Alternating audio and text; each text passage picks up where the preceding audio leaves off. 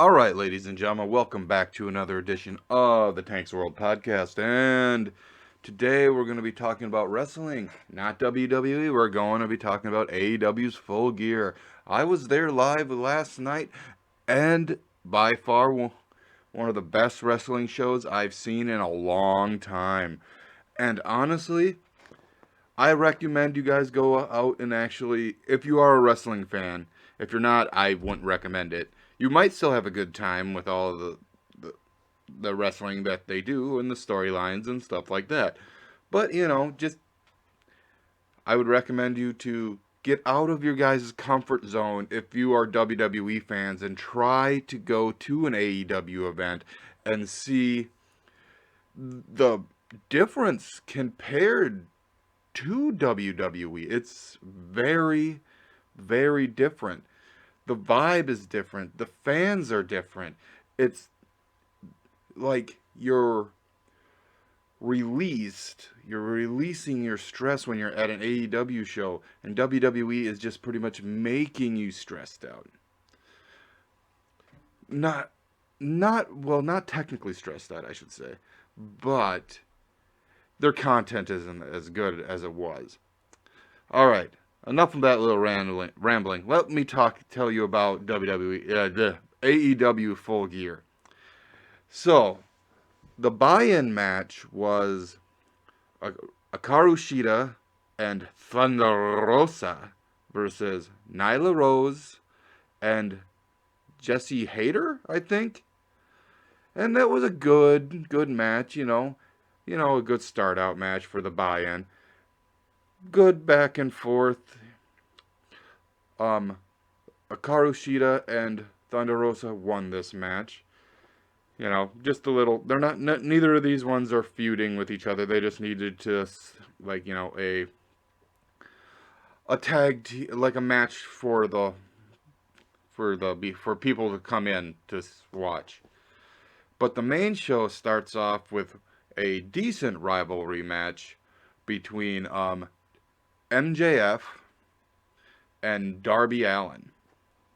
This match was quite good. Very back and forth.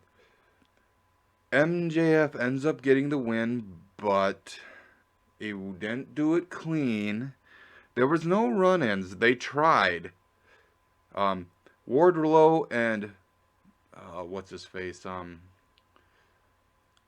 Sean Spears tried to interfere, but they got cut off by the Icon Sting, and that was awesome. I was cheering my mind off when Sting came out and just started beating Wardlow and Sean Spears with the bat, and so there was no actually outside interference. But MJF did have the Dynamite Diamond ring hidden in his trunks, loaded his hand up with the ring, punched Darby in the face, got the 1, 2, 3. I was a little upset, but I wasn't upset. I was upset that Darby didn't win the match, but it was such a good match, it didn't really bother me that much. The back and forth between Darby and MJF was perfect. Like, the counter moves were crazy, and Darby doing crazy dives, and MJF trying to keep up with Darby's speed, and no finishing maneuvers were hit in this entire match. Oh wait, I take that back. Darby Allin ended up hitting the coffin drop on MJF on the outside. But that is how I say he couldn't get him into the ring he couldn't get him in the ring to pin him right away to get a 3 count. He was out there enough to recover enough to get a kick out. The next match was the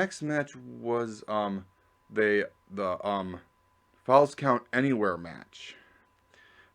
The Super Click of the Young Bucks and Adam Cole versus Luchasaurus and Jungle Boy, Jurassic Express, and Christian Cage.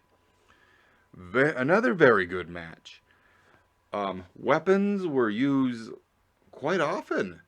There was plenty of high spots. Um, this match was quite good. There was very back and forth. By far, probably my first ever live seeing blood at a wrestling event, and that was very interesting. Adam Cole got busted open, and it was a good back and forth. Jungle Boy did a pretty cool spot where he ends up performing a hurricane run up on Adam Cole and making Adam Cole go through a table, and Luchasaurus performed a chokeslam on Nick Jackson on top of a ladder. Nick just bounced off and just like what they were doing in this match made you kind of cringe. It just like, ooh, that looked like it hurt. It looked like it hurt. Like, good back and forth from each side. At one point, Superclick had the advantage. Another point, Jurassic Express and Christian had the advantage. Just, and you know what's a Falls Count Anywhere? They're wearing like boots and blue jeans and just shirts and just beating the crap out of each other. I have to say though, the Young Bucks can pull off pink trunks. Or, tights. Pink tights, man. Wow.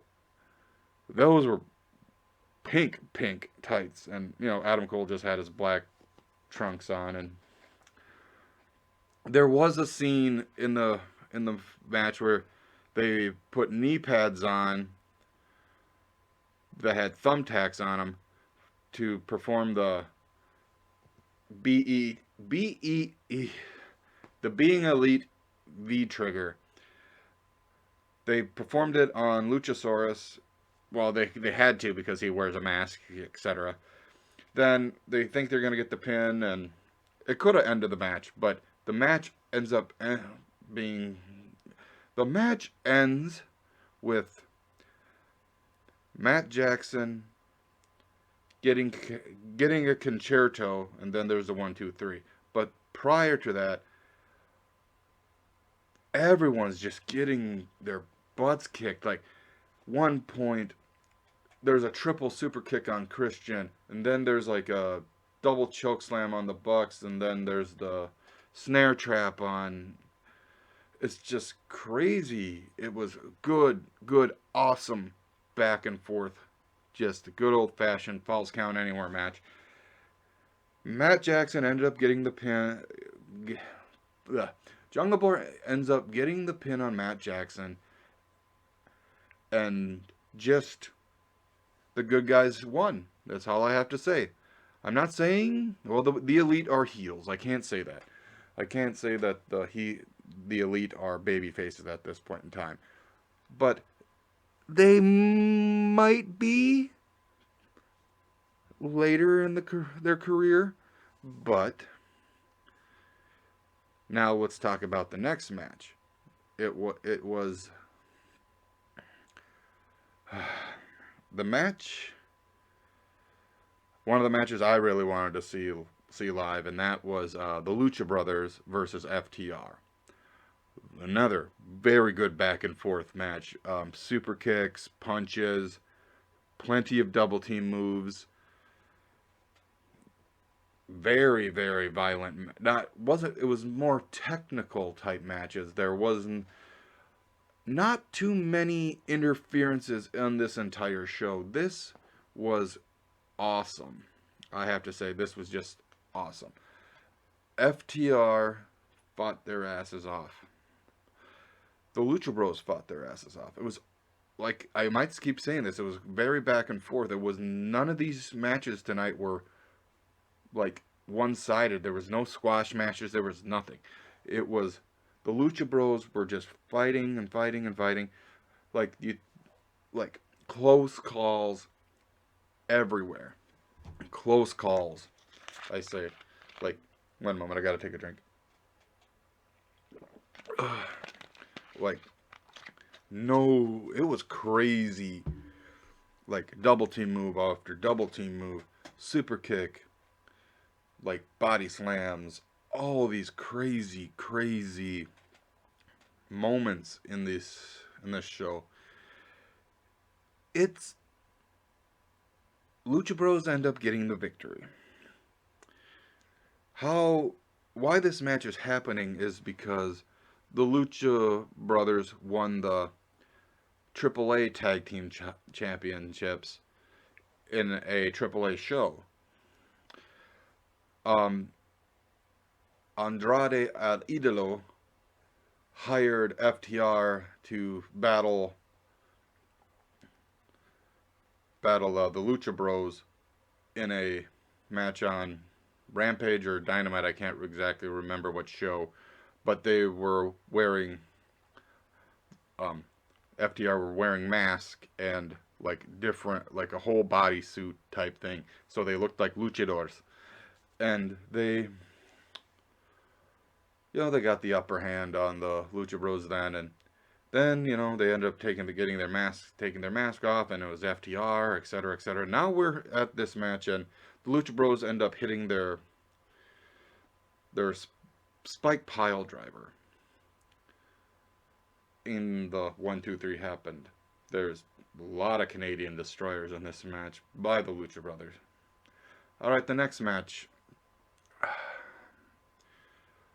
It is Andrade El Idolo teaming up with Malachi Black versus Pac and Cody Rhodes. My God, ladies and gentlemen, I have never heard so much hate for Cody Rhodes in my life. The fans want him to turn heel. He is pretty much in this company being the John Cena of like AEW. If somebody can't beat this bad guy, you need to get like the top character to come out and just like the face of AEW has to show up and take out this new guy that's blah blah blah. But in this case, Cody has been feuding with Malachi Black, and Malachi Black has beaten Cody 3 whole times. Finally their fourth match happened, and Cody got his win. One moment. Sorry, I'm kind of carbonated-ish up a little bit. I've been drinking a Pepsi here. And this match was good, but it by far might be one of the more blasé matches of this entire deal, because nobody really cares about this storyline. Okay, the Cody Malachi Black storyline is interesting, and the Pac and Andrade Idolo rivalry is fun, interesting enough, but they had to combine it. And now it's good, but it's not the greatest thing. Pretty much, Cody and Pac win this match. But how they were tagging each other in, it wasn't like the smack of the hand. It was like slapping of the back and like all that stuff. Like even on Malachi Black and on Andrade's side, they would like tag in hard tags, like they're hitting them to make the tags. But it ended up being a black arrow on Andrade for the win, so Cody and Pac win the match, and then FTR comes running out and starts attacking Cody and Pac, and then all of a sudden they just run up the stage, and nothing comes from that. There was no help for Cody and Pac. And then we get one of the more interesting matches I was excited for was CM Punk versus Eddie Kingston. During a lot of these matches, the the um Eddie chants were being said a lot, like Eddie, Eddie, Eddie, and it didn't click in my head. It didn't click in my head. I thought they were chanting for Kingston to come out or something, but they were all chanting for Eddie Guerrero. And it finally clicked in my head later in the night. Eddie Guerrero passed away in Minnesota, November 13th. So it was the anniversary of Eddie's death. And that's why everybody was doing like the Guerrero shimmy or something or whatever it was called, like the Latino heat shoulder shakes. So during this match, the start of the match, before even the bell rang, Kingston like does his finisher right away on Punk, a spinning backhand, and Punk is down, and referee's kind of reprimanding Kingston for doing that. And Punk actually gets color in this match where, like, I'm sorry to say this, I'm not used to seeing blood live on shows. AEW is like not PG at all. There's cursing and all this good stuff, just kind of like the Attitude Era was back in WWE. WWE is right now is baby compared to AEW. So now back to the match. CM Punk finally gets up and the bell rings, and Punk kind of gets his ass kicked in this match. Good back, but then he gets the upper hand on Kingston, and we get a good back and forth. Punk pulls out a lot of his MMA skills on Kingston on this match. Like, he gets like a couple knee strikes, elbow strikes, punches. Sorry, I'm taking another sip. I get a little dry mouthed when I'm doing these podcasts. I need to take a sip of here and there. So it was a good back and forth. Good, like, literally, it was hard to figure out which one was the facer and which one was the heel. No, I can't see that. It was a babyface versus babyface match. Like, but it was more of a brutal, like, punchy kicky match. Then on occasion there would be a slam or for a submission. We got a GTS, but Kingston ended up getting too close to the rope and Punk couldn't move him away. So he pretty much Punk was more winded, I should say, to try to get.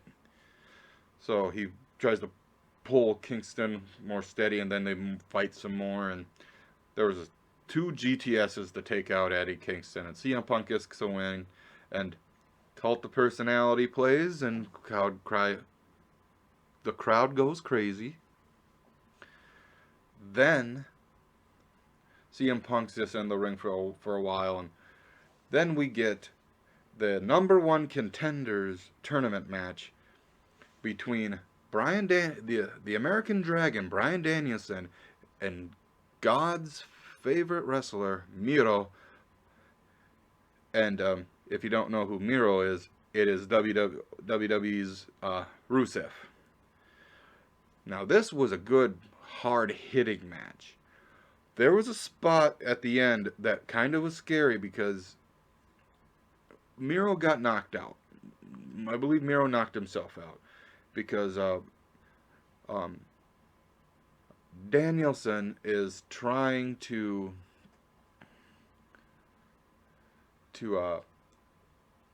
he wants this run of his year to have him win in different ways. Like, one match he would win by the label lock. He would go for the knee strike.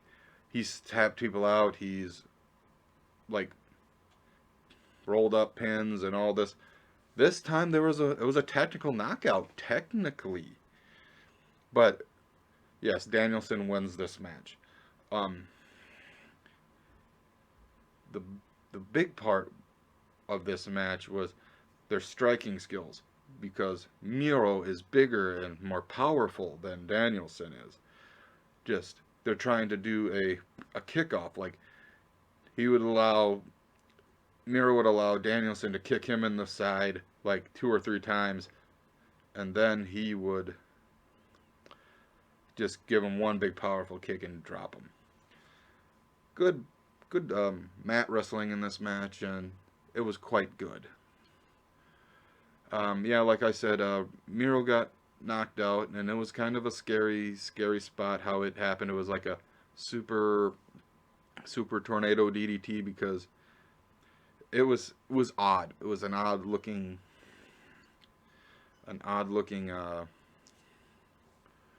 like spot, because it didn't look picture perfect. Then Danielson was trying to go for like a guillotine choke, and they just called the match, and I think he was knocked out. So good on the referee to see that, because we don't want any injuries, or at least as a fan, I don't like to see injuries happen. We don't want them out, because it's entertainment to me. It's entertainment to us, and it's very good entertainment.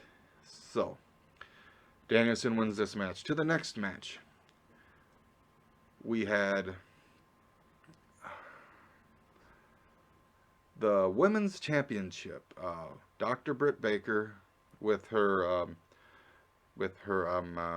little entourage, Rebel, not Reba, and Jessie Hayter. She was one of the wrestlers in the buy-in. So, and she took on Ty Conti. This was a good back and forth. Like, I know I said this a lot, but this was a quite good back and forth match. It was very, very technical and a little brutal. Ty Conti knows, like,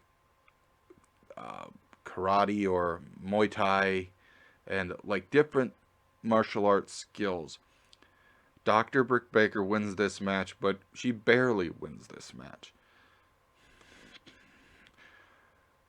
There were some scary looking spots, and these girls are nuts.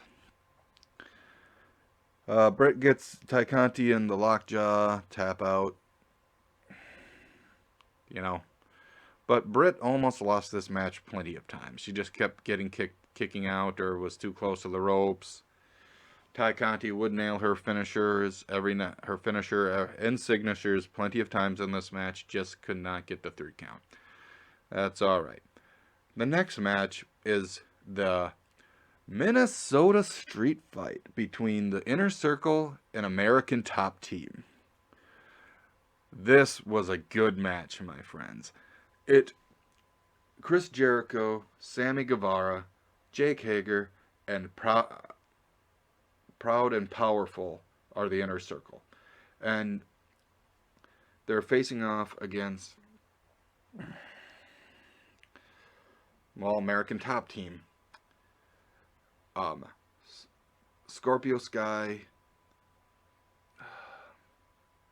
I can't really remember their names.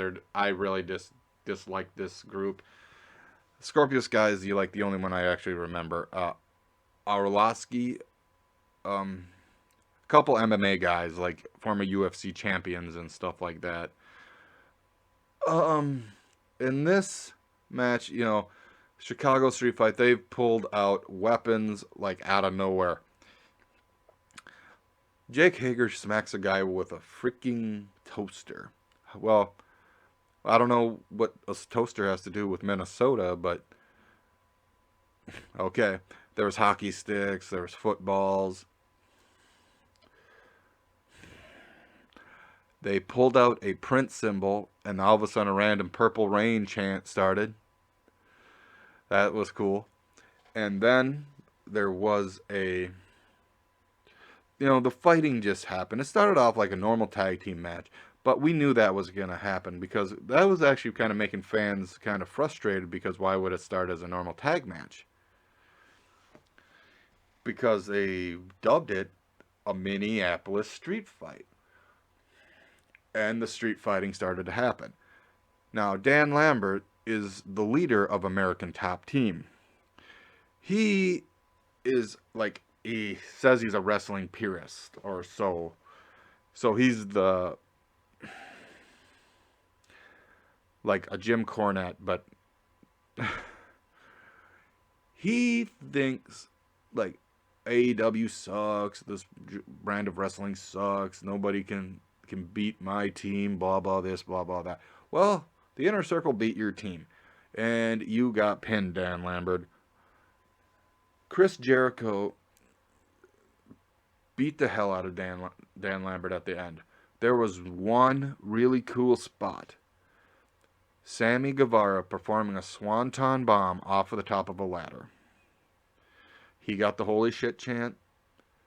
Jake Hager, who has so and so many wins in the octagon, or mostly taking on the MMA guys, and also trying to keep them safe because, you know, I'm sorry, but they seem greener than goose shit. I'm sorry to say this, but they did okay. Like he's asking, they would ask for spots instead of just performing it. They would, like for a slam, they would ask the wrestler, should we do it now? Yeah, etc. You know, uh, the Minneapolis street fight was a good match. Quite not very back and forth. The only time the American Top Team ended up getting the upper hand had to be when, like, if one of the MMA guys would punch somebody in the face or something. But then, like, the Inner Circle guys would have to use weapons on them because, you know, they can't just knock them out with fists because they're not professional fighters, etc. So, like I said, Eddie passed away in Minnesota on the 13th, November 13th. So the end of the match was Chris Jericho performing a frog splash and getting the 1, 2, 3, and then Jericho pretty much breaking down in the memory of his friend. You know, it was an emotional time during that part of that night. And, you know, everything during that time was good. But after they cleaned up the all the plunder of all the, like, the broken tables, the ladders and all that stuff, and the Inner Circle leave the ring, they end up, Tony Schiavone, I have to say the Jim Ross of WCW back in the day, he introduced the newest member of the AEW roster. I was expecting Bray Wyatt, but I was wrong. I'm hoping he debuts soon, but he got it just as good as pop as any of the other released wrestlers that WWE released lately. We got AEW has the contract for Jay Lethal, ladies and gentlemen. That man is talented. He is quite awesome. He does great gimmicks. He is a great wrestler. Very, very talented in the ring. He has a good Ric Flair impression and a great Macho Man impression. Check those out on some highlights on TNA or Impact Wrestling. I forget what they call it nowadays. After that, now we're to the main event. The main event of the evening. We have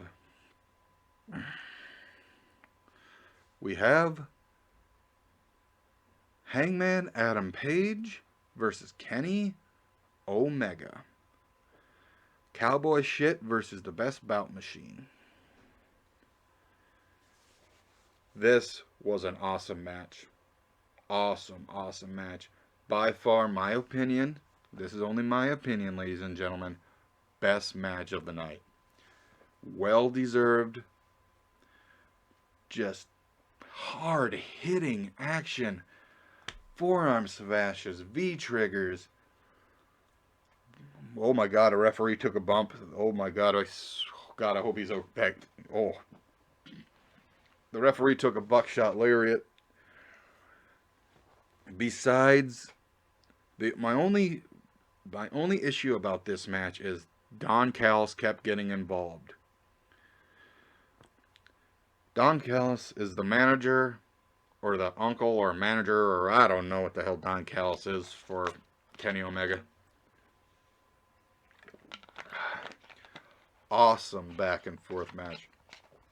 At one point, Kenny gets the upper hand, just beating the crap out of Hangman, performing snapdragon suplexes, V triggers, normal suplexes, hurricane run-ups. Even tried to go for the one-winged angel, but Hangman escaped that. Hangman ends up performing the one-winged angel on Kenny Omega. Kenny kicks out.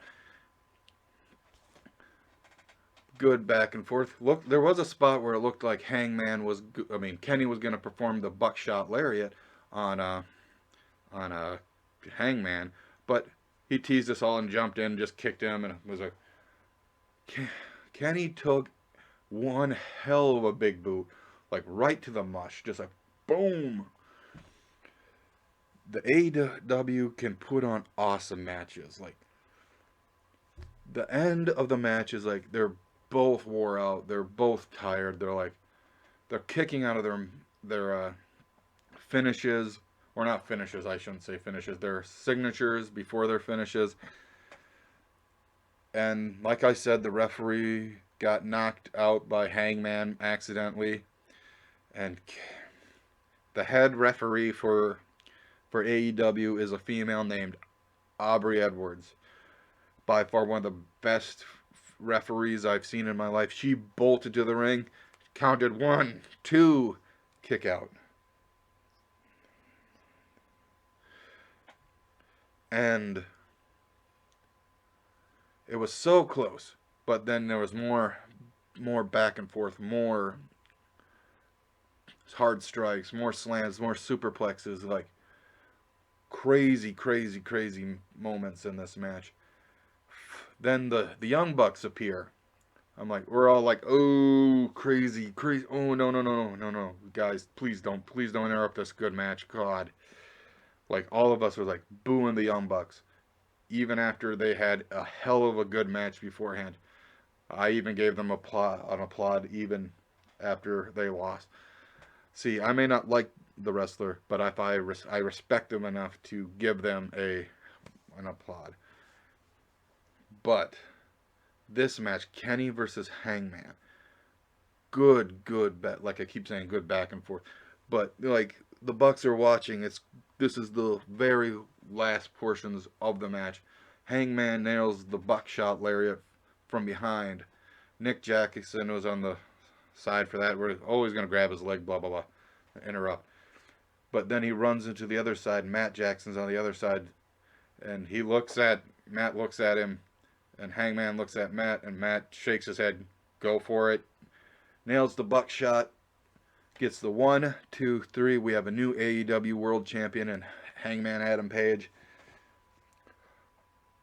Awesome match. Awesome pay-per-view. Hangman had an awesome speech at the end.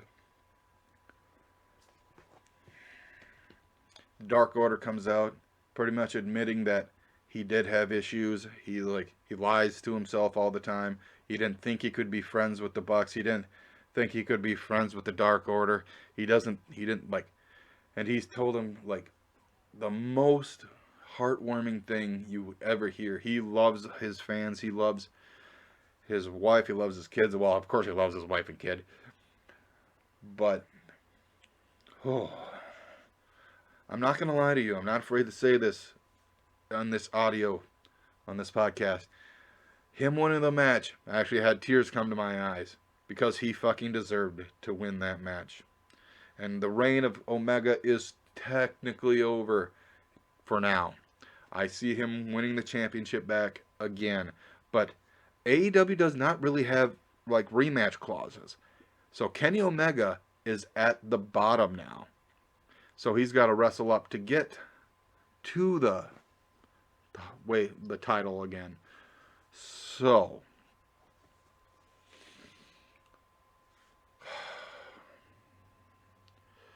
what do I think about AEW Full Gear? Awesome. Fucking awesome. Much better than some of the WWE shows I've seen. I'm not gonna lie that those have okay, I can't lie. There has been some that were quite good, and then there were some that were like,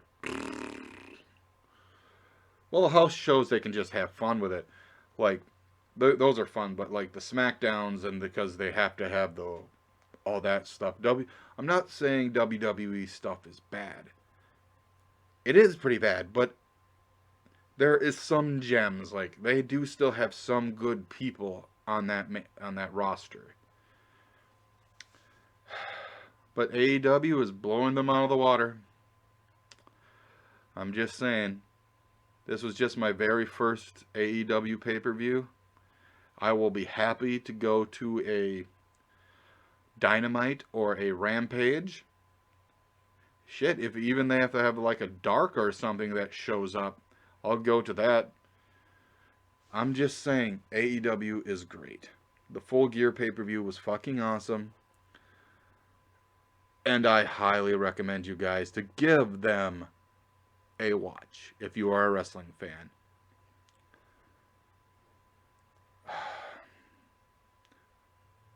Hangman deserves this. Have a good night, guys. I've been Tank, signing off. Peace out. And remember,